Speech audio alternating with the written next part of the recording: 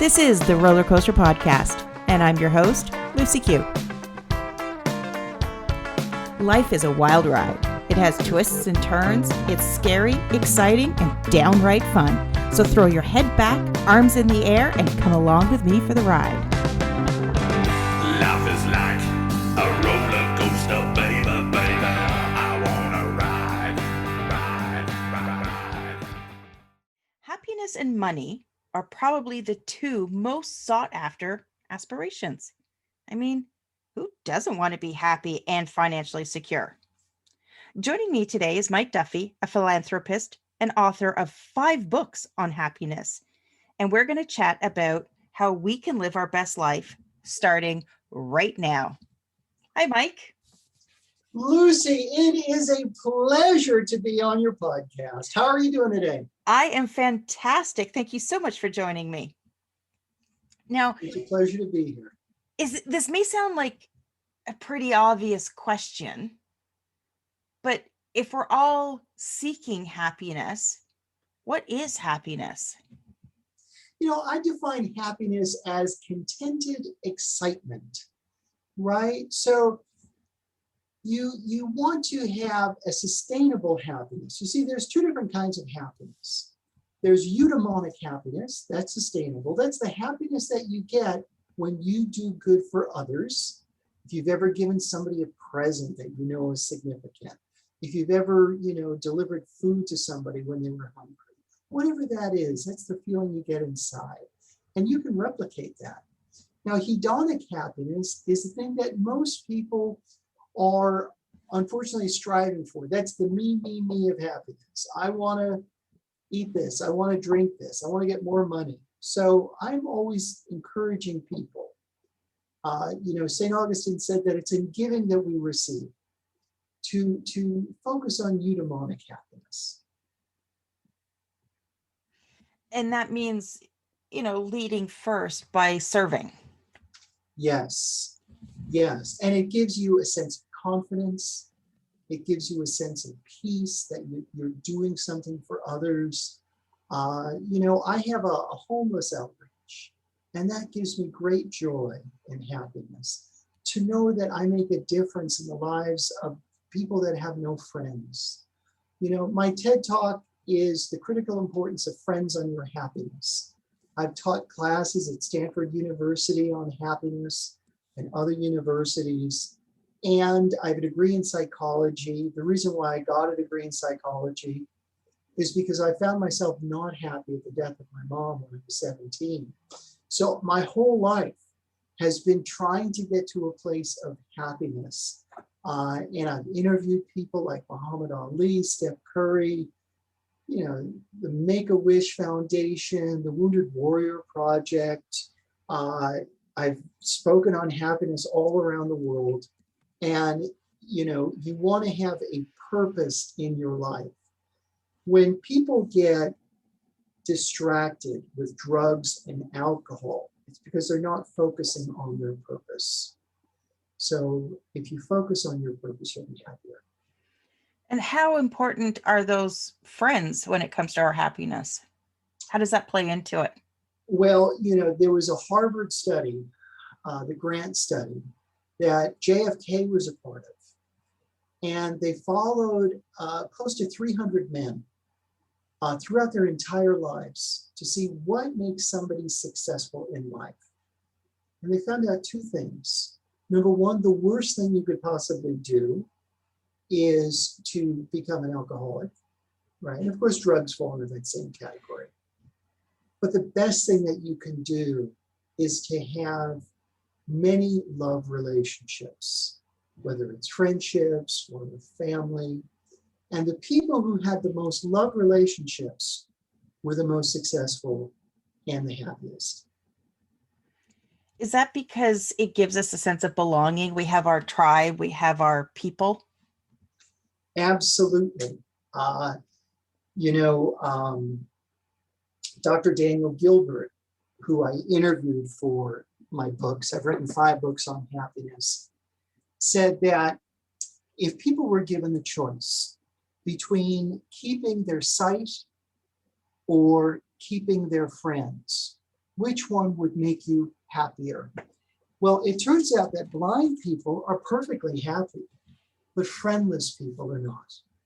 Yeah, that's a good point. Now, if you speak on happiness and money, and obviously there's the misconception out there that money will make you happy, and if you have money you'll be happy, and if you don't have money then you're not happy. How does that all play into the scenario? Sure. So I grew up in New York City, and my parents are both immigrants from Ireland.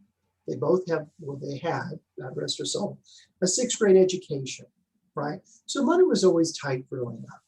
And I had the same misconception that, if you're rich, then you got to be happy. And I didn't get my PhD in psychology. Instead, I went off to work in finance. I'm the CEO of Happiness Wealth Management. I've been there for 30 years in the area of finance. And I can tell you, I've worked with billionaires, and it doesn't mean that they're happy. It doesn't mean that they're any less happy. But there is a great Princeton study on money and happiness. And in the United States, if you have a family of four and you can make $70,000 between you and your spouse, you're just as happy as Warren Buffett, right? So we can't discount it and say, well, you don't need money at all and living on the street, you'll still be happy. That's not the case. We do live in reality. But if you have enough money to pay your bills and have some set aside, you're just as happy as some of the wealthiest people on the earth. Do you find that some people that are seeking happiness inadvertently go after wealth because they think it's the path to happiness? Absolutely. And, again, not to put down being able to provide for you and your family. It is important. That's why, as a financial planner, we make sure that, when the day comes that my clients don't have a paycheck, that their savings will cover that, right? And any kind of pensions that they have. So you do have to, make plans for the future.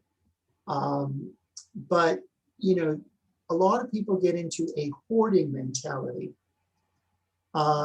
And if you've ever watched an episode of Hoarders where they walk into these people's houses and it's stacked from the floor to the roof with whatever they're collecting, these aren't happy people. No. And you can get into that hoarding mentality with money and stocks and all that stuff. So part of my practice is to say, okay, look, the science shows that if you give away some of your net worth on a yearly basis, you can actually see where that money goes. You will be happier. Not to mention that a lot of times it's a tax write-off, right? So you can build your net worth and also give some of it away to charity. And that's really the way to go. There's also a lot of myths around money and how people behave when they have it that I think brings a lot of negative vibrations to the situation. Is that some people are fearful of being wealthy, having money, because of those bad characters that we've seen, whether it's portrayed on TV or movies, or the people that we see on, influencers on Instagram. If they're representing something that we don't like or we don't want to see in our lives, we can then attach, negative feelings and emotions to having wealth. Yeah, absolutely. That there's so many myths and misconceptions with wealth. But if you look at money as a tool, right, and that's really how you should view it, you can help so many people with more money than you can with less money. And you don't have to be dependent upon others in order to survive if you have worked hard and saved and invested so that that money grows so that you can outpace inflation. Inflation isn't going away, it never has, right? So the cost of goods and services go up every year. So you need your savings to beat inflation at the very minimum. And that's how I help people. So really, we need to create a shift in our mindset. So when it comes to money, we're looking at it as a tool so that we can then go back to what you brought up earlier with happiness, and that's to serve. Absolutely. You have wrapped it up in a beautiful bow, Lucy. Absolutely. And that will bring joy. I have worked with incredibly wealthy people over my 30-year career. And I'll say to them, look, you've got $500 million, but you're not giving anything away and you're 84. What is your plan? And they're like, well, when I die, I'll give I'm going to give, a lot of this away. And I'll be like, well, why not give it away now? Why not give away? So you can see the effect. You can actually enjoy your wealth. You have more than enough money. There'll be never a time when you're going to run out of money or you're not going to be able to eat or have a shelter, right? So it's kind of, and I'm different in that way. Most advisors just want to keep on building the mountain. And I say, why not enjoy it? Why not, first of all, when I sit down with people that are new to my practice, I say, what makes you happy? And how can we get you more of that? If you're a golfer and you have, let's say, $20 million in net worth, and you're still playing on municipal courses, why not join a country club where because right now COVID is crazy with golf. It's the greatest resurgence of the game ever. If you're playing on muni courses, you can't even get on. Forget about the weekends. So why not spend a little money? And it's good because you're getting out into the fresh air. You're meeting people at the club that you can have more relationships with. So I remind people it's okay to spend money. Now, you mentioned that you've written 5 books and you've interviewed a lot of people when it comes to writing those books. What are a couple of your big takeaways, your big ahas when it came to those conversations that you had? This is what my biggest takeaway is. Sitting with some of the most famous people in the world or heads of amazing nonprofits, they're just regular people and that happen to do extraordinary things.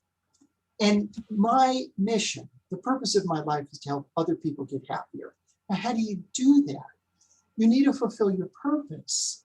These famous people that are in the Happiness Hall of Fame, which I started about a decade ago, fulfilled their purpose and continue to fulfill their purpose. Dolly Parton's in the Happiness Hall of Fame. And every year at Stanford University, we have a big induction ceremony. Food, open bar. It's like 300 people. We have a signature cocktail. I don't drink alcohol, but I hear it's fantastic. And she couldn't make it, but she sent me a fabulous video, accepting the award. She's holding the award. And she says, people always ask me, Dolly, are you always happy? And I say, happy? This isn't happiness. It's my Botox, right? Now, besides the fact that she makes other people happier, what a lot of people don't know is that she's given away 500 million books to children in need throughout the world. Now, why did she do that? Because her father was never given the opportunity to go to school and read.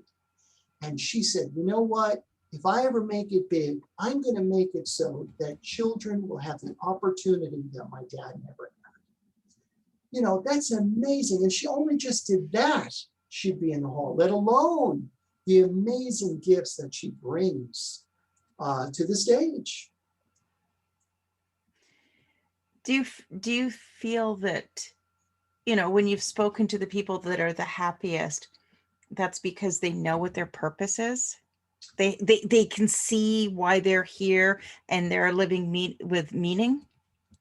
Yeah, so my happiness formula is P plus P equals H. Purpose plus progress equals happiness. You know, people are like, oh, when I retire and I don't have to work, I'm going to get drunk all day. Literally, people will tell me this. I'm going to find a hammock by the beach and I'm going to drink rum from sun up to sundown. And I'll be like, no, no, no. That's not the path to happiness. That's the path to tragedy. What you want to do is you want to write down on a piece of paper under the word purpose, the multiple purposes of your life. So for example, for me, 10 years ago, when I first did this, I wrote down, be a great husband to my wife. Underneath progress, I wrote down date night every Saturday night. I decided long ago that it was much cheaper to hire a babysitter than it was a divorce attorney, right? And so, you know, every Saturday night, I would have a stable of babysitters. So if somebody dropped out, I would have somebody that was ready to go. And my kids look forward to it. And I would say to my wife, pick the restaurant and the movie that you want to go to, right? We have a 50% divorce rate. Why is that? Is because people don't see that when you're married, you are one unit. You have become one. So why would you want to be mean to your spouse? You're only hurting yourself. You want to promote your spouse, put them above you. And the law of reciprocity states that when you do something nice for somebody, they're going to do something nice for you. And, you know, it doesn't always happen. We know that. But why not give it a shot over and over and over and over and over again? My wife and I don't fight because it takes two people to fight. And we both are intelligent people that understand why destroy something beautiful. Under purpose, I had become a great father to my two kids. Under progress, I wrote coach every sport that they'll ever play, which I did. And there I am coaching soccer, which I really don't enjoy, running around with a whistle for a game that I really don't like. But it's not about me, it's about me giving, right? And then the joy, like to take the team out for hamburgers afterwards, and you have little ones laughing and filled with joy. That's when the happiness shows up, when you're making progress in your purpose. You know, just, you know, drinking or smoking or whatever it is, we all have our vices, right? It's not going to make you happy. No, you have to find the balance in everything that we do. Mm-hmm. We need to balance, you know, understanding our purpose, serving other people, but also there's a component in there where it comes to, you know, being true to ourselves and the service that we're is it conducting? I don't know what the right word would be. The service that we're sharing, it's because it's something that we want to do, not something that we feel that we have to do. You know, Dr. Wayne Dyer, who had a profound effect on my life, said that when you stay on purpose and you refuse to be discouraged by fear. Now, what is fear? False evidence appearing real. You align with the infinite self in which all possibilities exist. Now, what does all possibilities exist leave out? Nothing. So when you stay on purpose and you refuse to be discouraged by fear, whatever you want can happen, right? How did we get in the 60s 3 men up to the moon in a tin can with less computing power than you have on your phone? And then we got them back. How did we do that? It's crazy. It's crazy. So what is it that you want in your life? What are the secret desires of your heart? Is it to volunteer at a pet shelter because you love dogs? You can do that. Is it to open up your own shelter? You can do that. All you have to do is go out and find people with capital and who have the same purpose in your life, and you get it together. And while you're making progress, the happiness there, life is short. While we have these few precious days, listen to your heart. There's a reason why you have that purpose in your heart. Let it out. But one thing, understand that people aren't always going to understand what your purpose is. And that's when fear shows up. Who cares about the haters? Brene Brown says, live in the arena and not the cheap seats, right? When you have two fighters in the ring and Muhammad Ali is in the hall, he and his wife invited me out to their museum years ago.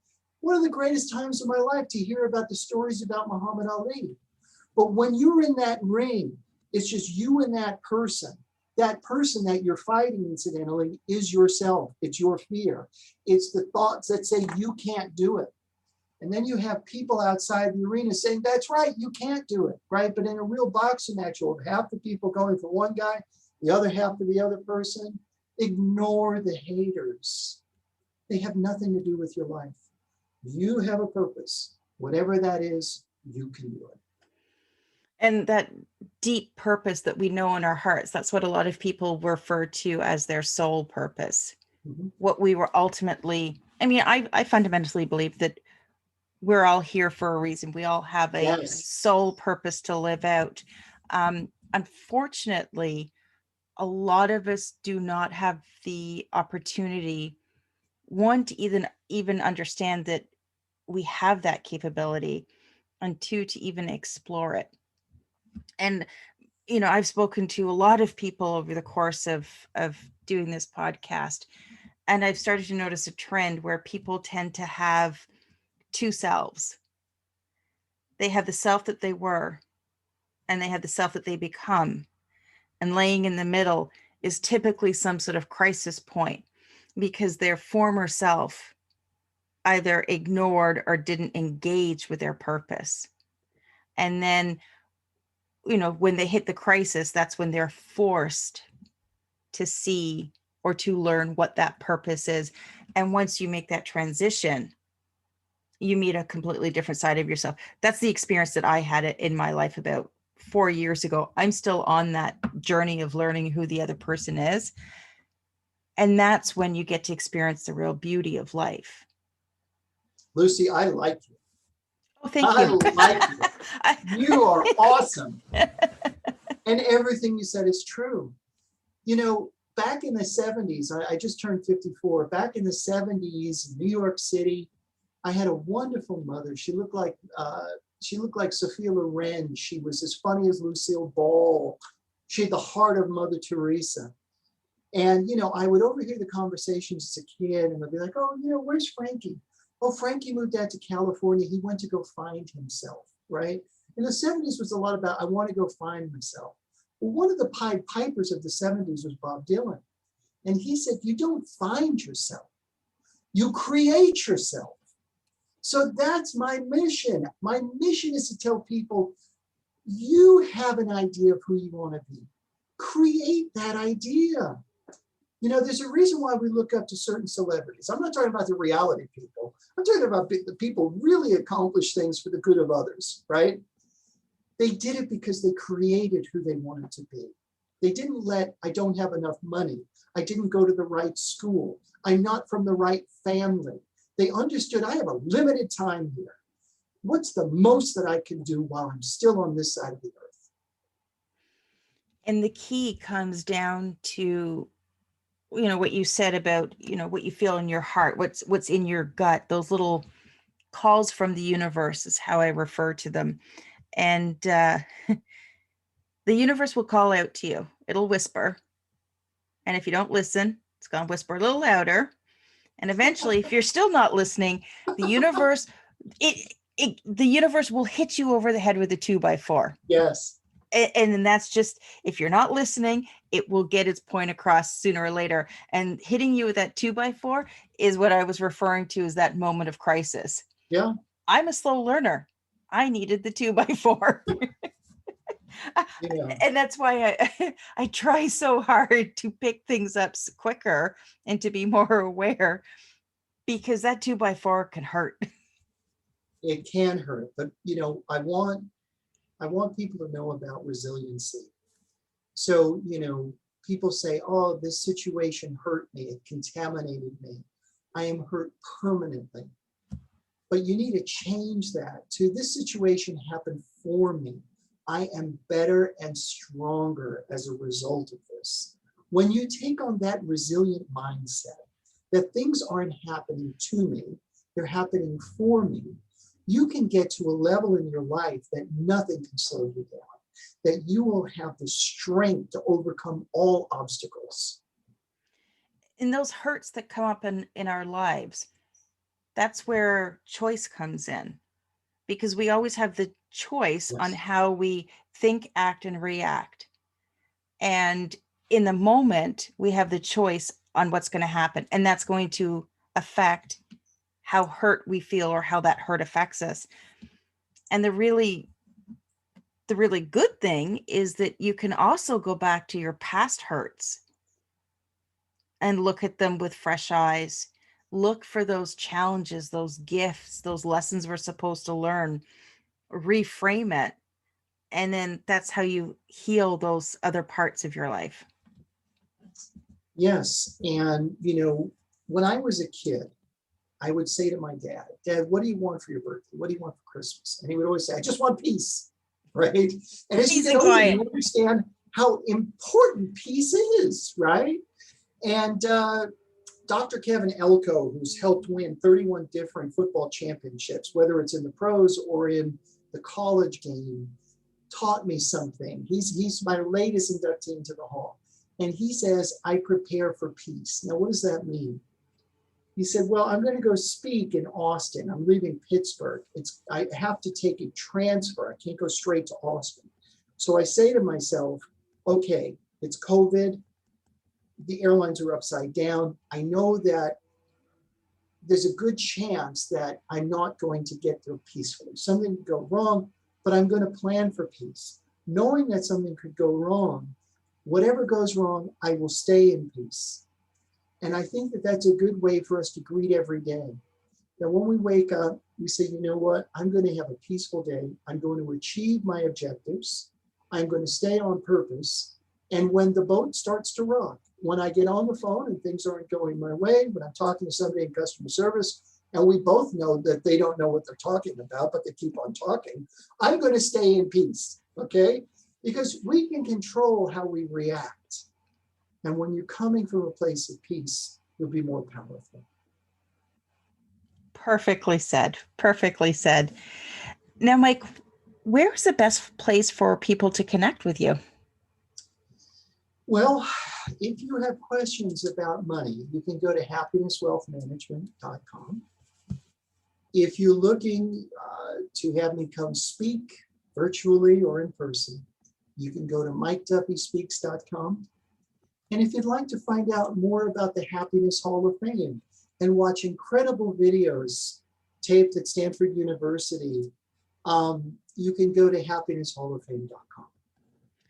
If you are looking at connecting with Mike, I am going to make sure that all of those links are in the show notes, including the link for the Hall of, what was it? Hall of Happiness? Happiness Hall of Fame. Happiness Hall of Fame. And Mike, thank you so much for joining me and sharing your story today. Lucy, it's been an absolute joy. I know that whoever encounters you is going to be blessed. Thank you. That's very kind. Thanks for listening to this episode of the Roller Coaster Podcast. Want to chat or share your ideas about today's show? Pop me an email at hello@therollercoasterpodcast.com. Don't forget to connect with me on Facebook and Instagram at The Roller Coaster Podcast. Our theme song, Roller Coaster, was performed by The Lucky Setback. Audio editing by the one and only Jeff Quigley of Quigley Creator. Life is like a roller coaster, baby, baby. I wanna ride, ride, ride, ride. Life is like a roller coaster, baby, baby. I wanna ride, ride, ride, ride, ride, ride. Roller coaster. Ride, ride. Roller coaster.